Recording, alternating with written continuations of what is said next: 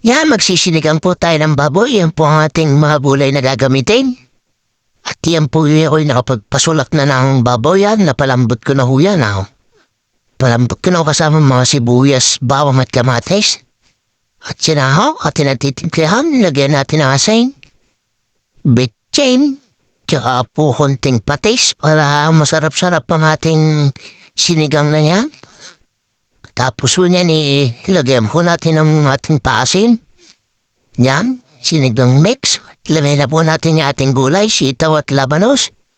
Yan, unahin po natin yan at matagal po yung malabog. Matigas po yan Kaya natin unahin. Yan, ilagay na po natin ang talong. Saka yung silindrin. At pag medyo luto na po yan, ilalagay na po natin ang ating petchay. Yan.